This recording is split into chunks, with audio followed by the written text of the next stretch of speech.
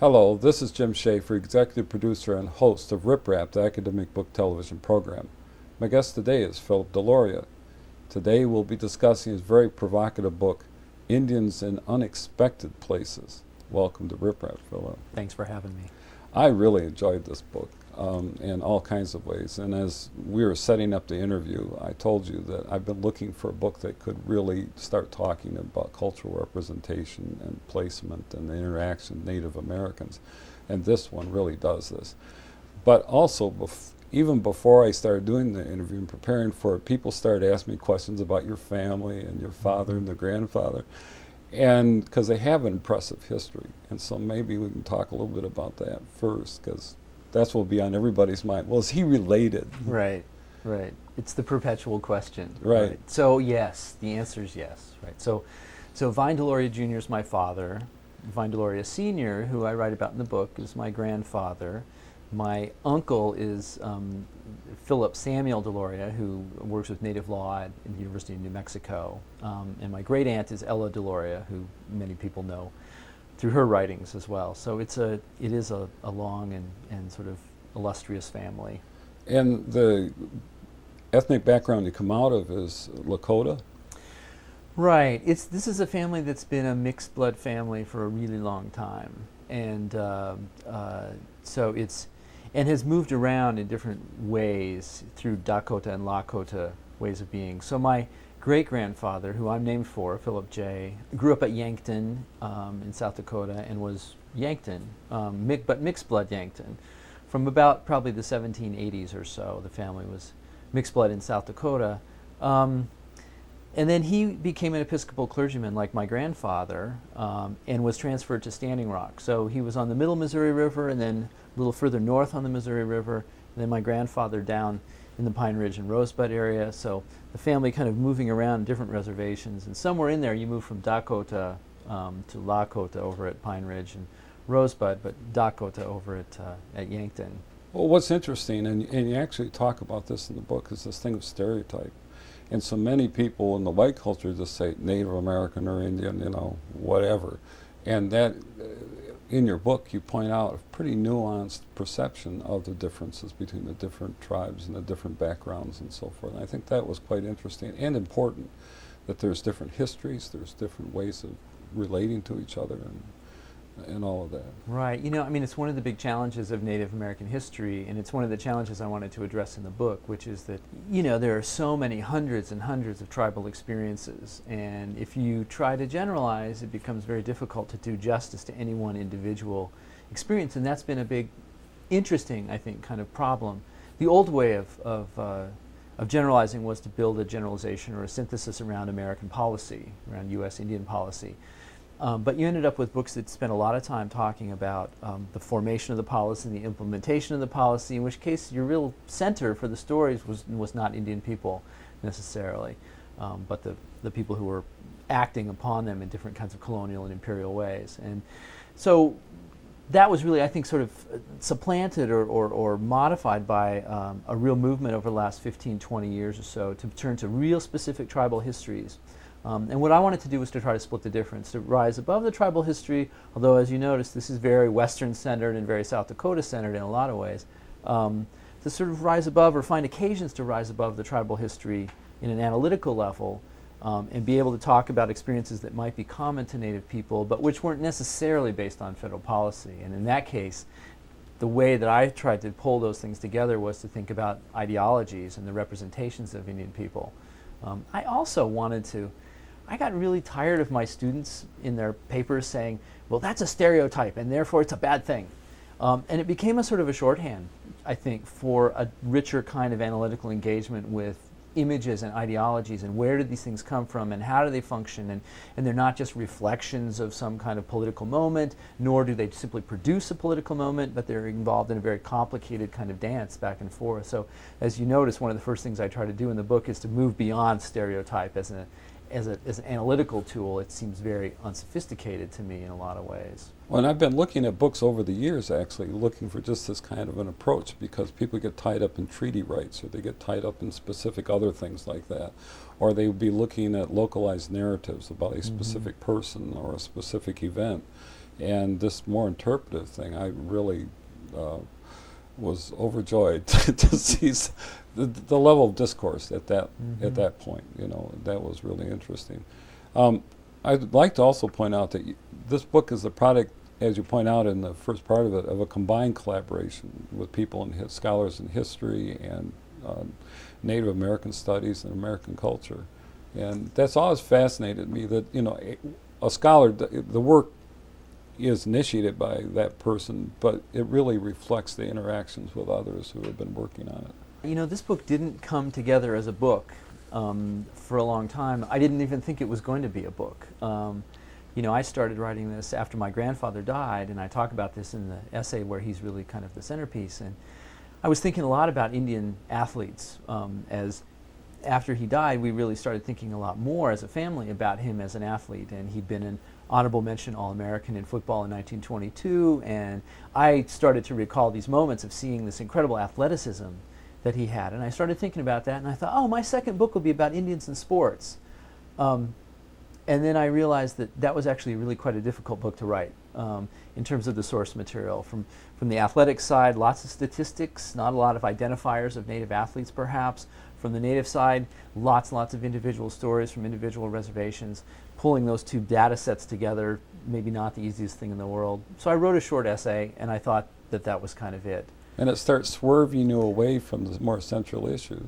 Well, in some ways I wanted that essay really to be a tribute to my grandfather, and I wanted it to be an expression of you know, how important sports were in his life, and how he wasn't Jim Thorpe. And in some ways, it's an anti-Jim Thorpe kind of argument. Sometimes when I talk about this book in front of groups of people, I'll say, okay, name an Indian athlete. And people will say, Jim Thorpe, Jim Thorpe. And then you say, okay, name another one. And they'll say, a few people will say, Billy Mills.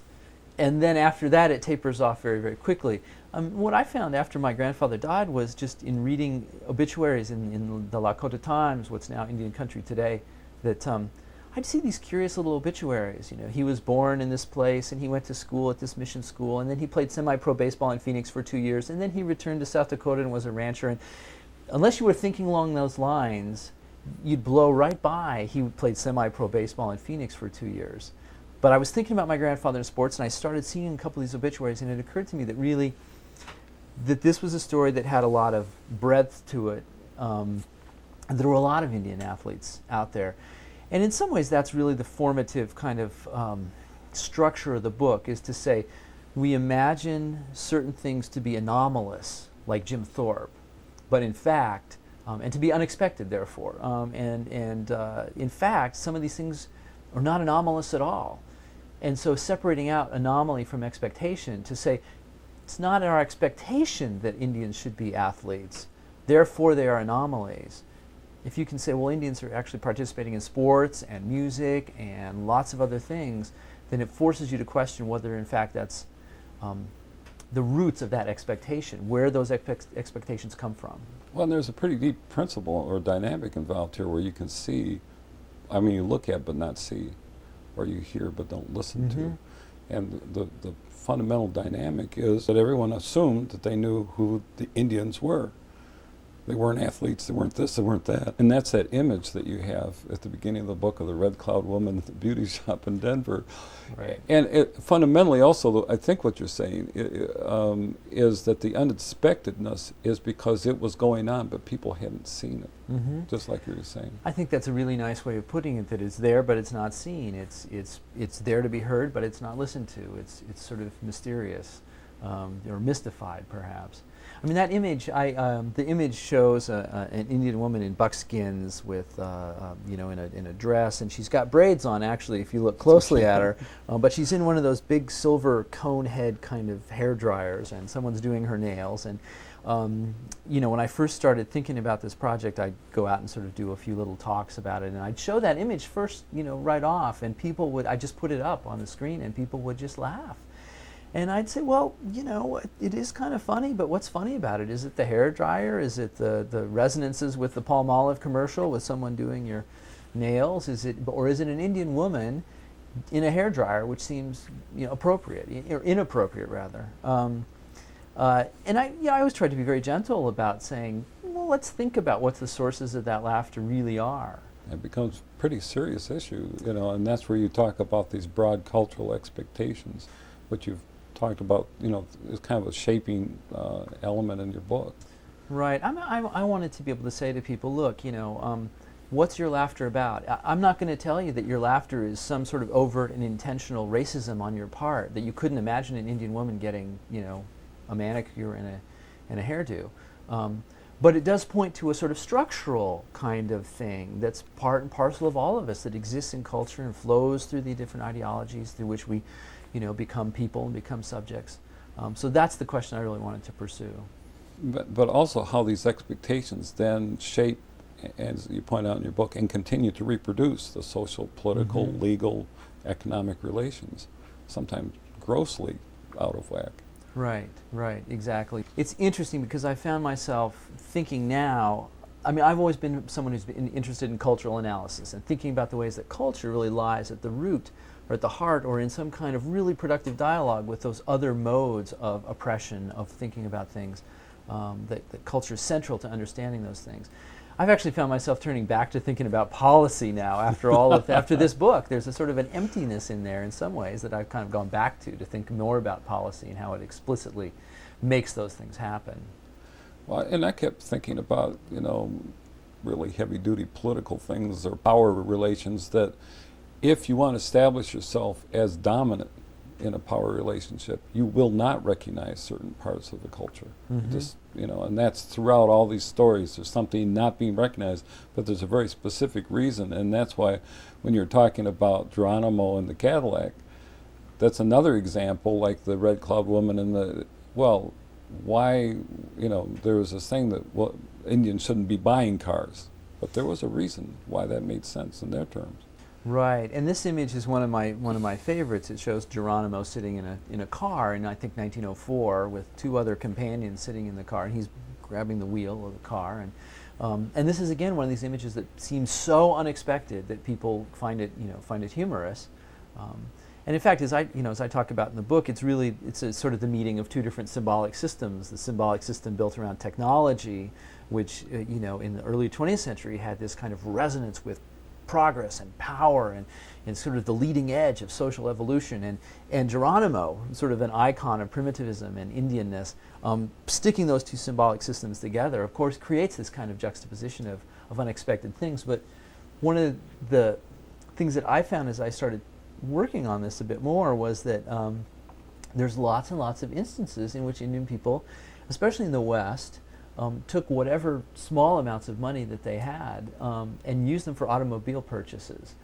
They closed the distances for a lot of people on Western reservations, and they actually functioned, if you think about nomadic horse and teepee kind of cultures, for example, they functioned in really similar ways. They let you move around as you wanted to. They gave you a place to stay. Certainly my great aunt, when she was out doing ethnographic field work in South Dakota, oftentimes slept in her car, and many people found themselves doing that. And there's a sort of an interesting kind of set of cultural transitions from horses to automobiles that take place in the early 20th century, and it allows Indian people to do all kinds of things, to perpetuate things that they'd been doing, a visiting culture, a culture of meetings and travel. It allows them to perpetuate those things, but also to do some new and different things. When you juxtapose that with the mentality about preserving the reservation system, and keeping the Indians down on the reservation contained in a specific space, and the automobile allowed them to be mobile and fluid and maintain the community, and it was actually parallel to the way they adapted to using the horse. I mean, they needed the transportation. A lot of places they live out west, there's a long ways to go between communities. I had an interesting moment as I was starting that project where I really wanted to try to think more about Indian people and trains. And it actually came out of some of the things that I was thinking about with Wounded Knee, and one of the things that happens prior to the Wounded Knee massacre with the advent of the ghost dance, the coming of the ghost dance to Dakota people and Lakota people, they actually rode the train out. They picked out 3 or 4 guys who wanted to go out to Nevada and see Wovoka, the Paiute prophet, and they picked out these guys, stuck them on a train, and they went out, came back. So they were actually using trains in these kinds of ways, in ways that I think we haven't really thought about. But it did seem to me that the car is a much more evocative thing, and in some ways more culturally resonant. The train, is very constrained. You're traveling in collectivities. You're traveling on fixed tracks. Cars, you're kind of traveling with your family or by yourself. You can go anywhere you want within reason, given the roads in South Dakota in those days, and in the West in general. One of the things that fascinated me about the Native American people or Indians, and there's been a debate that I've had with different Native Americans whether to use Indians or Native Americans, but it's the sense of time. That if you've lived in one place for hundreds and thousands of years, you have a completely different sense of time than the white culture, which has been here essentially 200 to 400 years intensively. And so in that sense, it made sense, the term to adaptation and how you adapt to the different circumstances and how you set up your culture. I think is a profound issue that the white culture should never forget. People have been living here for a long time. Maybe we ought to be paying more attention to that. Right. Well, that's right. I think it's actually one of the things that I sort of pursued a bit more in my first book, Playing Indian, where I tried to think about the ways in which newcoming colonial cultures, really felt a sense that they needed a history and a past and a big, deep sense of time in terms of the continent. And it led them to appropriate all kinds of Indian things. And I looked at it in terms of people actually dressing up and play acting as Indians, as ways of grabbing on to those histories that Indian people possess. Well, and if you talk about the play acting and things, you're talking about that representation element and the Wild West shows of Buffalo Bill Cody, and then the movies, the cowboy and Indian movies, and maybe we can talk a little bit about that, because I thought that was also fascinating. There were distinct differences between the Wild West shows and the way the cinema, or the movies, I shouldn't call it cinema, the movies evolved. I've been fascinated by the Wild West for a long time. And this again goes to the sort of South Dakota kind of centric sort of approach that I sometimes have to things. Buffalo Bill, he ran that show for over 30 years. And there were a lot of different Indian people from different groups in the show over the years, but lots and lots of times, and for many years, he went to northern Nebraska and met people from the Pine Ridge Reservation or the Rosebud Reservation, and so took those people away from that reservation space, put them on a train, and toured them all around the United States. Well, it's been very easy to see those folks as being, sort of taken advantage of, as being sort of pathetic objects of display and spectacle. But in the matter of fact, it seemed to me is that many of those people found interesting lives and interesting careers in acting native, and there's lots of motives for that. Certainly the financial one was great. These folks were paid pretty well relative to the folks who stayed back on reservations. But many of them also said, this is really fun. This is kind of what we do. We, even we go out and we might be on a war party and we come back and we reenact the thing that we've just done. And here we are with Buffalo Bill, and we're reenacting certain things that we might have done, we might not have done. But it's not so bad. And we're traveling around and we're seeing all kinds of different things, and several tours to Europe, lots and lots of accounts of Indian people going to Europe and having these sort of wonderful, marvelous adventures in Europe. Of course, one of the great ones is Black Elk, from Black Elk Speaks, where Black Elk left behind in France and stuck around there for several months until Cody came back on his next tour, actually a couple of years, as I recall. And then Cody giving him a ticket, and Black Elk traveling, just hopping on a boat, going back home, coming into the United States, getting back on a train, going, some Indian people doing these kinds of adventures and being part of the modern world in ways that folks hadn't really imagined. So I'd always been fascinated by thinking about the Wild West show. And actually, one of the earliest things that I ever did as a graduate student was a short paper on the end of the Wild West show and the making of these films that Buffalo Bill made in 1913, where he tried to take what had been the aesthetic of the Wild West show, which is all about reenactment. Cody's idea was you get the people who actually lived through Western history and you put them on a stage or in an arena and you tell them, just do what you did. You lived through several generations. They're still doing what they did. So you just go out and do what you did and just reenact what you did. So it's a different kind of performance than you'd see later on in film. But these films that Buffalo Bill tried to make in 1913, or did make, were very much, it seemed to me, transitional kinds of things, where he turned on a camera and he said, just go and do what you did. And he got native people from Pine Ridge, actually, and he got the U.S. Army to authorize, the use of Army troopers, and they were going to reenact all the great Indian War battles, of the 19th century. And so there's wonderful and fantastic, crazy stories that come out of that. Of Nelson Miles forcing his troops to march around the camera for 2.5 hours until the right number of people had passed before the camera. And a great story that I talk a little bit about in the book about Indian actors. One of the things that happened during the filming of this was that Buffalo Bill and the Army insisted on filming Wounded Knee, and they insisted on filming it at the spot, which meant over the mass grave of the people who'd been killed at Wounded Knee, which is about as egregious and insensitive a thing as you can really imagine. And it basically alienated Cody from all of these actors who he had worked with for lots and lots of years. So there's this quite interesting account, and it's mostly, I think, PR kinds of stuff, but of Lakota actors getting this great idea that they're going to put real bullets in their guns. Yeah, and when the filming starts, they're going to actually have a real reenactment. They're going to kill real troopers, and it'll all be on the camera. And you talk about a real film and real, not a reenactment at all. I mean, a reenactment that was also real.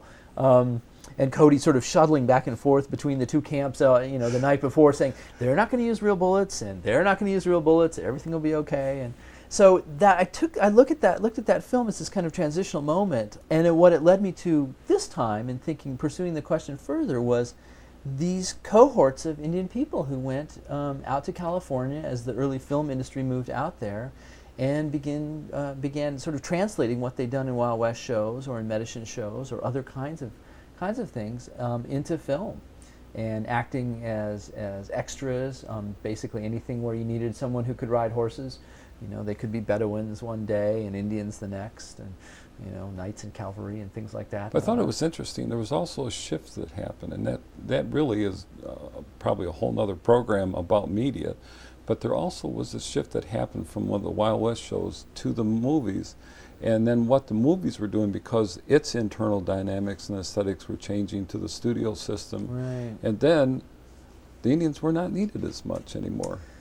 The Indians, the people who affected and came out of it, they weren't needed because they couldn't be as multiple use as other people, the white people. One of the arguments that I looked at a couple of Indian people who actually had, I think, not long, but reasonably successful careers in film in the early years. James Youngdeer and Princess Redwing. Youngdeer's a little bit of a suspect character, but it's pretty clear they were able to make films that inverted all the classic narratives and classic understandings that people had about Indian people. It didn't last long, but it lasted long enough to produce some really interesting kinds of documents. And then you had this cohort of Indian people who were acting. None of them really truly became stars, but some of them had this sort of edging into a sort of regular kind of role. But as you say, with the rise of the studio system, wanting to bank on single stars who become celebrities who actually drive a picture as opposed to, sort of anonymous actors who don't drive a picture. And whiteness becoming kind of the color of versatility, that if you have a lead actor, then you can make that lead actor into an Indian, much more easily than you can take an Indian and make him into a lead actor who can appear in a range of things. And so with the studio system really kind of starting to crank up in the teens and the 20s, you found Indian people really, I think, being shoved a bit more to the margins in this. Still, a fairly unbroken chain of folks acting as extras and things like that. My former colleague here at Michigan, Liza Black, wrote a wonderful dissertation in its book project, I think in the making, about some of the folks in the 30s and the 40s who came to Hollywood and continued to act as extras in the same tradition as the earlier folks. But those people like Youngdeer and Redwing, who actually were stars and heroes and writers and directors and scripters and everything of their projects, those folks did in fact go away when the studio system came along. Well, and I kept thinking about that point you were talking about, that the Indians were, that white became like the default code.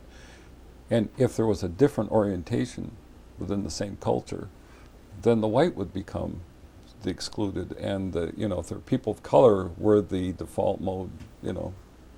I kept thinking about it. It was hard to get out of that cycle because I kept thinking, boy, there's something really difficult about that. One of those places where you can see racial formation and appropriation happening, right before your eyes. One of the other chapters you have is on music, and we were talking a little bit about that just a few minutes ago before the interview, and I found that really fascinating. Now, I'm not a musicologist, but I was fascinated with how the music was perceived and how it shifted, and also how in trying to replicate what white people saw as being the music, their authentic rendition of it, they did end up distorting it. It's a really curious question that I've been thinking about for a long time. I was actually a music major as an undergraduate. Is that right? Yeah, I played the trombone and then played the guitar and the bass and played in bands and things like that. And there is this sort of the title of the chapter, right, is "The Sound of Indian," and I'd been thinking, there is this thing, this sound, this musical sound. Well, you tell that story with your was it son? About the tomahawk thing? Right. About this, gosh, what's the song? I forget. Tomahawk, yeah. Right, well, we talked the Florida Seminoles, chant and the tomahawk chop song. Yeah, and this tune that was this sort of hip-hop tune that had this kind of Indian background that he was playing the whole time I was writing this book.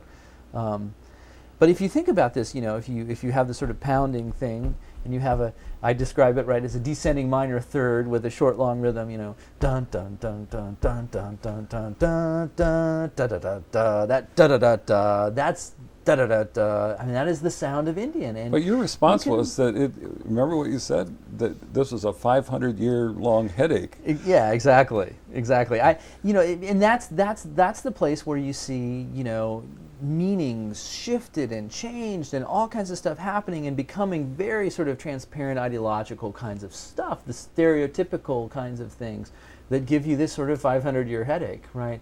I wanted to know where that sound actually came from, and of course it's this sort of bizarre, complicated story. I mean, I assumed it came from film soundtracks, and that's largely true, but those film soundtracks came from a really complicated set of things that happened in the early 20th century with classical composers trying to appropriate the native folk musics of the United States and make them into classical compositions.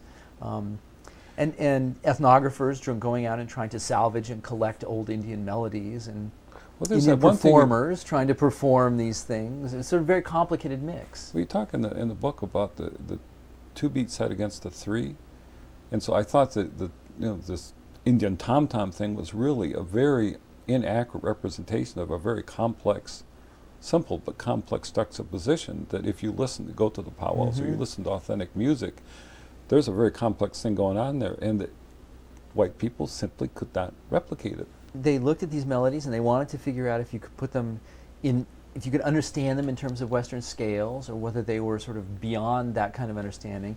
And if you could understand them that way, how would that look? That's why I enjoyed your book. I just think it's a fabulous study, and it's very evocative and opens up all these issues. But we do need to go back and take another look at what we're doing. Thank you for being on Rip Rap. Hey, thanks for having me. It was great.